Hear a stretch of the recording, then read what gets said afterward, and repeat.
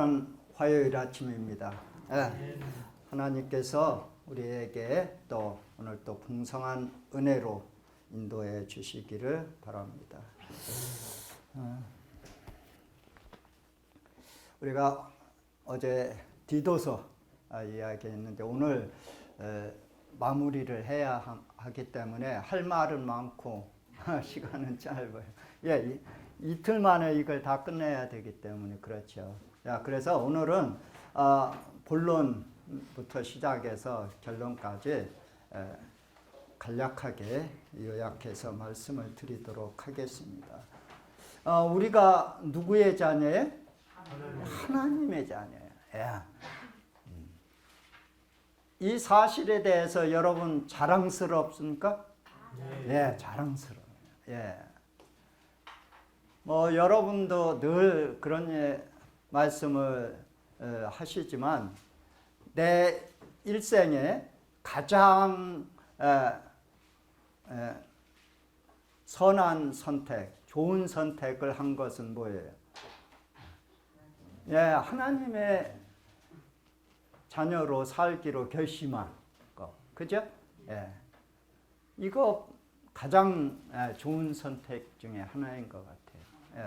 오늘 디도서를 통해서 하나님의 자녀로서 살아가는 삶이 얼마나 복스럽고 얼마나 큰 특권인지에 대한 이해를 좀 하도록 하겠습니다. 어제 우리는 이 복음의 진리를 바르게 깨달을 때 오는 행복감, 그 다음에 선한 일을 행할 때 경험하는 행복감, 그 다음에 아름다운 것을 느낄 때 얻는 그 행복감에 대한 이야기를 간단하게 했는데요. 오늘은 이 디도서의 총 주제는 선한 삶이기 때문에 이거에 맞춰서 거기에 초점을 맞추겠습니다. 그래서 디도서 2장에 보면은 하나님께서 우리에게 특별한 복음을 통해서 주신 은혜가 있어요. 그 은혜가 세 가지인데 하나님이 주신 이 풍성한 은혜는 무엇인가? 첫 번째는 뭐겠어요? 디도서 2장이에요. 절수를 먼저 말씀을 드릴까요? 네, 그러면 좋겠어요. 11절 보겠습니다. 2장 11절, 여러 성경절들이 쭉 있는데, 모든 사람에게 구원을 주시는 하나님의 은혜가 나타나 했어요. 여기에 쭉 이제 읽어보면 그렇게 말씀했습니다. 하나님께서 하나님의 진리의 백성들에게 주시는 특별한 은혜와 특권은 뭐냐면 첫 번째는 구속의 은혜예요. 여기에 이제 그게 나와요. 우리가 잘 아는 것처럼 하나님께서 우리에게 주신 그 은혜 가운데에서 우리가 크게 이렇게 나눌 수 있어요. 하나님이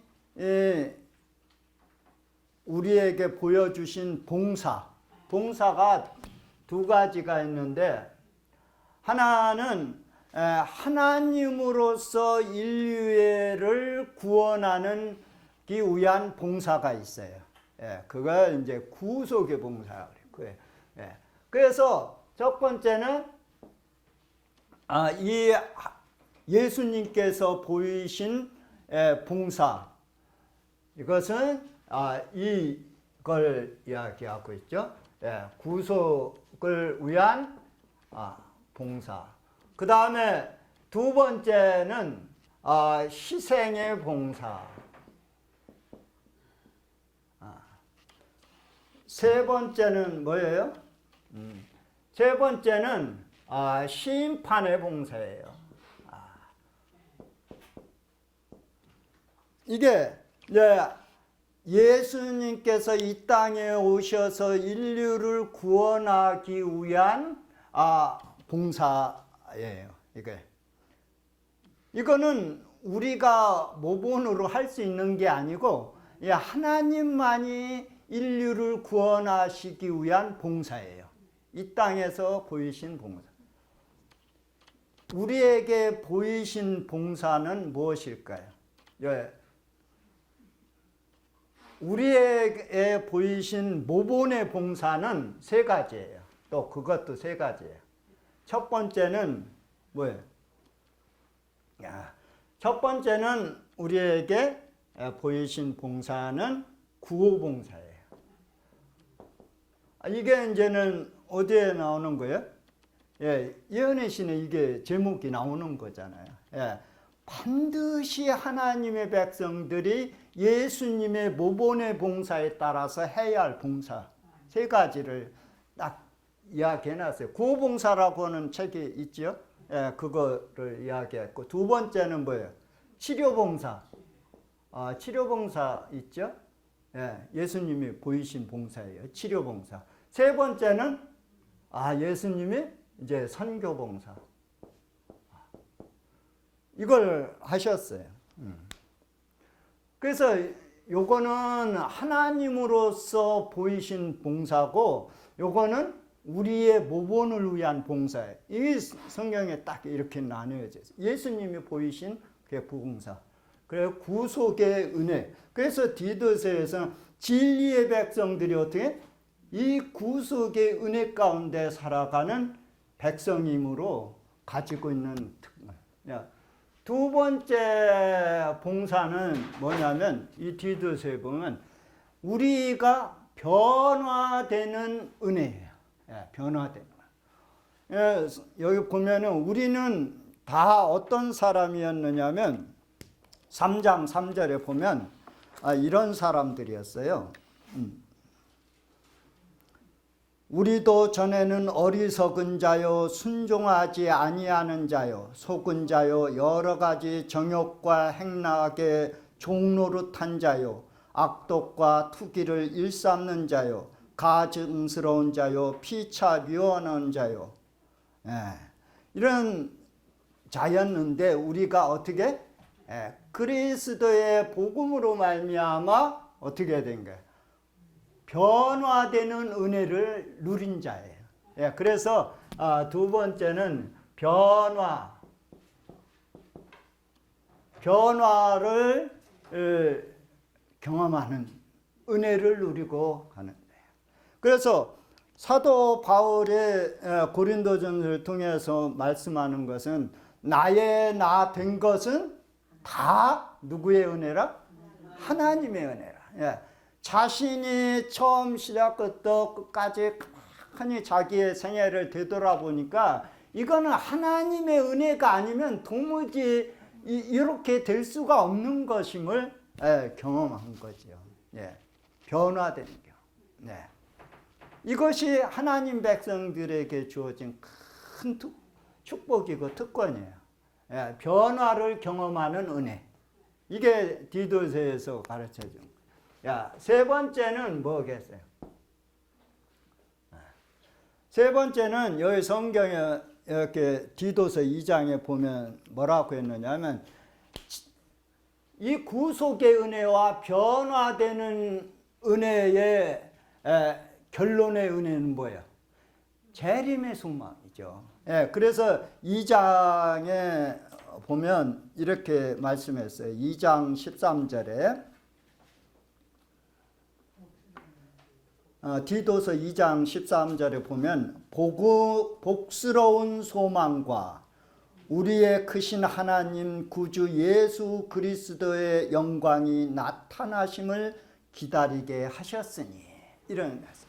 그러니까 우리가 어디에 재림의 소망 속에 살아갈 수 있는 은혜를 누린 자라는 거예요. 어때요? 그렇습니까? 그렇죠. 재림의 소망의 은혜. 그래서 디도서 2장에서 보면 2장과 3장에서는 이걸 이야기해요. 이제 사실 그 당시에 그레데라고 하는 그 섬의 개척은 참으로 어려운 시대였어요. 그 어려운 것은 여러 가지 이유가 있지만은 특별히 이 종교적인 문제가 둘러싸여 있었기 때문에 더 어려웠어요. 예. 그런 가운데에서 이제 이장에서 사도 바울이 이 디도를 거기에 목회자로 파송을 하면서 이거에 대해서 아주 당부를 했어요. 목회자로서 해야 할 일과 그리스도인들을 어떻게 양육할 것인지에 대한 이야기를 하면서 이거를 강조해라. 그리스도의 은혜를 강조하는데 이 구속의 은혜에 대해서 잘 가르쳐라. 성도들이 어떻게 변화의 은혜를 경험할지에 대해서 잘 가르쳐라. 그리고 재림의 소망에 확실히 거할 수 있는 삶을 잘 가르쳐라. 이걸 통해서 성도들을 양육해라고 하는 편지를 통해서 그걸 하죠. 그런데 이제 오늘 결론은 3장에 가서 이러한 진리를 알고 은혜를 경험한 우리의 삶 속에서 가져야 할 선한 행실이 무엇이겠는가라고 하는 것을 마지막으로 가르쳐요. 예. 그렇다면 이런 은혜 가운데 거한 사람이 보여지는 뭐예요? 선함. 예. 선함이 무엇이냐라고 하는 것을 이제 3장에서 잘 가르쳐 주면서 이 디도서를 마무리하는데요. 여러분들은 어떤 선함이 필요해요? 어제 간단하게 그 선이라는 것은 무엇을 의미하는 것이다? 선이라고 하는 것은 원래 이제 성서적으로 보면은 착한 거잖아요. 착한 건데 어떻게 착한 것이냐라고 했을 때 여기서는 뭐라고 했어요? 생명적 생명적 행위를 하는 것이 선한 것이다. 이렇게 얘기했어요. 반대로 악은 뭐겠어요? 그럼 사망적 행위를 하는 것이 악이다. 이렇게 이제는 결론을 놓고 이야기를 하는 것입니다. 그래서 선한 삶이라는 것이 무엇이냐라고 하는 것을 여기에서 이야기하는데 세 가지를 또 이야기했어요. 첫 번째는 이 그레데 그 교회는 굉장히 이 여러 가지를 사회적으로 종교적으로 또 많은 문제를 안고 있었어요. 그래서 그거에 대해서 집중적으로 이야기를 하면서 선을 그렇게 하라고 했는데 하나는 뭐예요? 그리스도인이 가져야 할 중요한 것 중에 하나는 이 국가에 관한 문제예요. 국가. 그래서 사도 바울이 왜 이 은혜를 경험한 사람들이 국가를 충성하는 선을 보여야 되는가라고 하는 것을 이제 그 역사적 배경을 통해서 이야기하는데요. 그래서 여기서 3장에도 보면은 너의 권세 잡은 자들에게 복종하라 이렇게 되어 있어요. 그것은 하나님께로 글쎄 이게 현실적으로 맞는 건지는 모르겠어요. 그러나 그 당시에도 이 그리스도인이 국가에 대한 그 문제들이 많이 있었어요. 특별히 바리새인들은 이 국가에 관한 것을 굉장히 무시한. 그러니까 어떤 종교적 우월성을 드러내는 가운데 이 국가에 대한 뭐라고 할까요? 국가에 대한 불충성 이런 거, 국가를 무시하는 태도. 그런 것을 이야기하면서 사도 바울은 이 국가에 충성하는 선함을 보여라. 왜 그러냐면 그 당시에 많은 사람들이 어떻게 국가에 충성하지 못하고 있었어요. 그래서 하나님의 은혜를 받은 자들이 국가에 충성하는 선함을 통해서 모본을 보여라 라고 하는 것이었어요. 그 다음에 지금도 그럴 수 있죠. 두 번째는 뭐에 대한 선함이냐면 불신자. 그 당시에 믿지 않는 자들이 많이 있잖아요. 그러니까 국가에 대한 그리스도인의 그 분명한 관계, 그 다음에 불신자들을 대하는 태도. 그래서 사도와는 불신자들에게 어떠한 선함을 통해서 하나님의 영광을 드러내야 할지에 대해서 이야기하고 있어요. 그래서 이 불신자들에게 아까 우리가 예수님의 봉사 있었잖아요. 우리에게 보여준 모본의 봉사를 통해서 보여야 할 불신자들을 위한 봉사. 그 선함이 무엇인지를 이야기하고요. 세 번째는 그 당시에 가장 종교적으로 문제는 거짓 교사들이에요. 이단자들. 그 이단자들을 어떻게 대해야 할지에 대해서 이야기하고 있어요. 이단.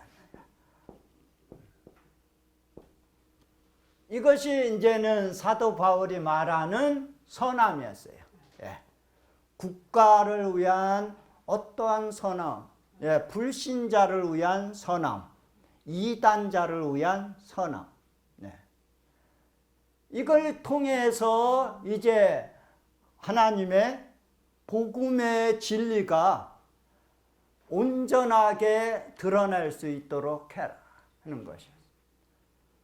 이 가운데에서 우리가 여기 두 가지는 생략을 하고요. 이단자들에 대한 선함이 무엇인가? 이 사람들이 주장하는 이단자들이 주장하는 것들은 여러 가지가 있었습니다. 그 가운데에서 중요한 것은 이 사람들은 첫 번째는 족보 이야기예요. 족보. 왜 이 사람들이 족보를 중요시 여겼을까요? 족보. 이 사람들은 이제는 선민 사상이 있잖아요. 선민 사상이 있어요. 그래서 그들이 우리는 제사장의 계열이고 아브라함의 후예의 계열이기 때문에 그거에 맞는 족보를 그들이 만들었어요. 그래서 그걸 통해서 굉장히 자부심 있게 살아요.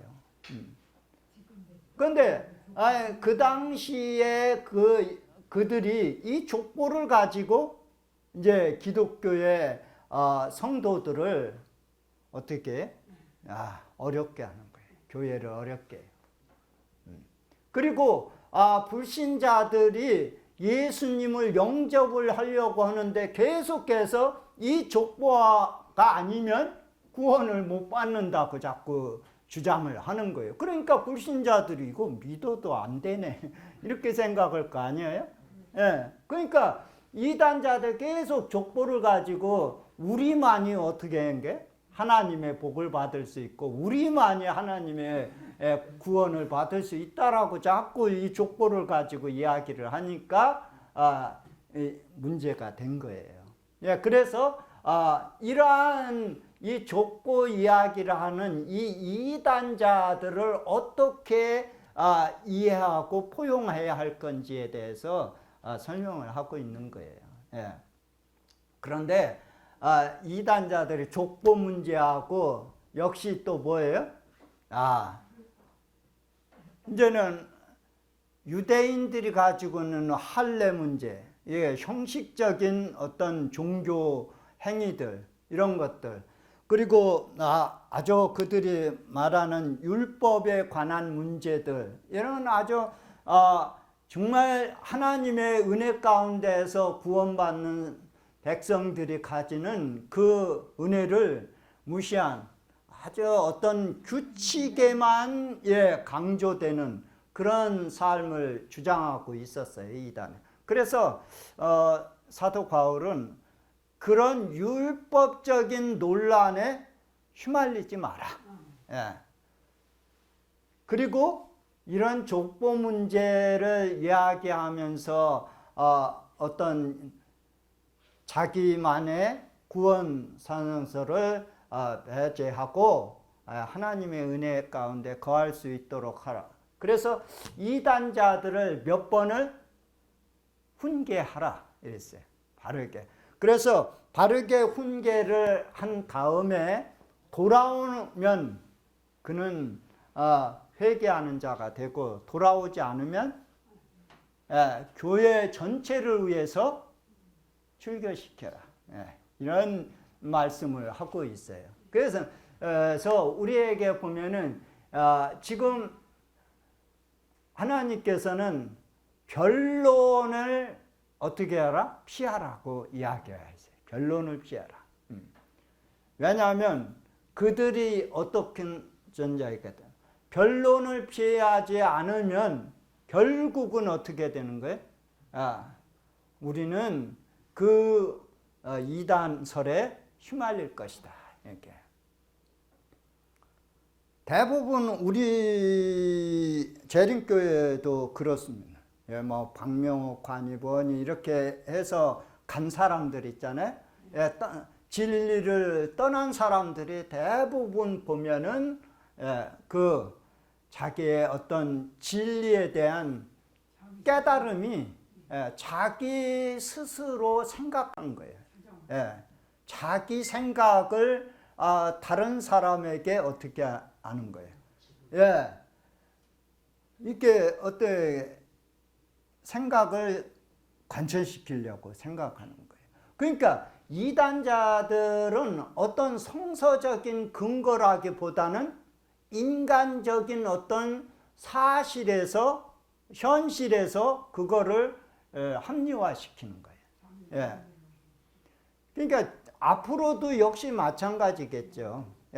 이 진리를 통해서 우리의 삶이 어떻게 하나님의 은혜 가운데 거하고 어떠한 삶이 펼쳐져야 할지에 대한 설명보다는 자기들이 가지고 있는 사상, 그런 것들을 성경의 말씀에 삽입시켜 가지고 사람들을 현혹시키는 거예요. 그래서 수많은 사람들이 결국은 마지막에도 어떻게 이단설에서 넘어질 거라는 거죠. 그러니까 이 이단이라고 하는 것은 어떤 종교적인 문제를 말해요. 그래서 여기에서 이제 한 가지만 이야기하고 마치겠습니다. 우리는 두 가지의 형태로 신앙생활을 합니다. 두 가지 형태예요. 하나는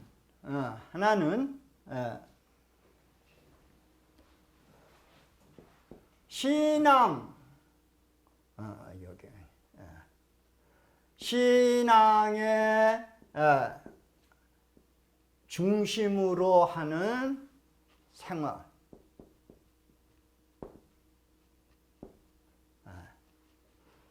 그러니까 한 부류는 신앙을 중심으로 하는 생활이 있고, 반대로 뭐예요? 생활 중심으로 하는 신앙이 있어요. 어떨 것 같아요? 자, 신앙 중심의 생활을 우리가 뭐라고 말하는 거예요? 예, 이게 이제 그리스도인이라고 말하는 거예요. 예, 신앙 중심으로 생활하는 거예요. 그러면은 이 사람들을 그리스도인이라고 부르기 때문에 신앙 중심으로 생활을 하면 생활이 어떠하든지 간에 신앙에 영향을 받을까요? 안 받을까요? 안 받았죠. 신앙이 중심이에요. 믿음의 도덕들이 사는 것, 또 순교자들의 사는 짧은 삶 속에서 보여주는 건 뭐예요? 그들이 신앙 속에 생활을 한 거예요. 그렇기 때문에 신앙 일부의 삶이기 때문에 생활에 매이질 않아요. 그러니까 신앙이라고 하는 걸 통해서 생활을 어떻게 하는 거예요? 지배한 거죠. 그러니까 흔들리질 않아요. 그런데 여기에서는 생활 중심의 신앙이에요. 그러니까 생활이 어떠냐에 따라서 흔들리는 거예요, 신앙이. 예, 생활이 어떠냐. 요걸 갖다가 여기는 그리스도인이라고 불렀고 여기는 종교인이라 이렇게 불렀어요. 종교인. 그래서 종교인들은 뭐의 신앙이에요? 생활 중심의 신앙이에요. 그러니까 생활 속에 신앙이 좀 일부가 있는 거예요. 그러니까 생활이 어떠냐에 따라서 신앙이 어떻게 되는 거예요? 좌우되는 거예요. 생활에 지배를 받는 거예요, 신앙이. 여기는 신앙의 생활이 지배를 받고 있고 여기는 생활의 신앙을 지배하고. 이러니까 여기에 사람들이 어떻게 된 거예요? 이 사람들이 흔들릴 수밖에 없어요. 종교적인 삶을 생활을 하는 거예요. 그러니까 종교라고 하는 것은 뭐예요? 이 종교에서 행하는 그 예배 형태를 어떻게 참여하고 있는 자예요. 이런 사람들. 그래서 마지막에 이단에 속한 사람들은 다 어디에 삶을 사는 사람들의 결론이냐면 생활 중심으로 사는 신앙을 하는 사람들이 다 여기에 이제는 빠져야 들거나. 굉장히 열심히 있는 것 같아도요. 굉장히 뭔가 말씀을 사모하는 것 같아도요. 이거에 대한 바른 이해가 필요한 거죠. 그래서 이 디도서에서는 하나님께서 우리에게 주시는 이 구속의 은혜와 변화를 경험하는 은혜와 재림 소망의 그 은혜를 경험하는 자들이 나타나는 이 세 가지의 선함을 통해서 우리에게 보여주시고자 하는 것이죠. 그래서 사도 바울이 디도를 통해서 신앙 속의 생활이 얼마나 큰 축복인지에 대해서 바르게 가르쳐요. 이것은 누가 책임지는 삶이에요? 이거는 하나님이 책임지는 삶이에요. 믿음의 노독들이 이 생활을 했거든요. 어떠한 그 환경 속에서도 이 신앙 중심의 생활을 통해서 그들이 하나님이 우리와 함께 하시고 우리를 에 대한 삶을 축복하시는지에 대해서 보여주는 삶이었어요. 그런 가운데 사단은 어떻게 하는 거예요? 생활 중심의 신앙을 자꾸 가르치는 거예요. 어떤 문제. 그래서 어떻게? 신앙도 생활의 일부에 속한. 그래서 이게 적당히. 여기에는 뭐가 없는 거예요? 말씀의 원칙이 없는 거예요. 생활이기 때문에. 생활. 그래서 여러분과 제가 재림 성도가 된 것을 참으로 감사하게 생각하면서 오늘 또 자신을 어떻게 자신의 신앙 속에 생활을 하고 있는가? 그러면 내가 신앙 속에 생활을 하고 있다면 나의 생활을 통해서 어떤 선함을 보이고 있는가라고 하는 것을 바르게 깨달을 수 있도록 성령님의 도우심을 구해야 되는 거죠. 그것이 오늘 여러분과 제가 이 은혜 가운데 거하는 삶이라는 거예요. 이걸 보여주신 하나님께 감사드리면서 오늘 또 여러분들이 승리하시는 하루가 되길 바랍니다. 아멘. 기도하겠습니다.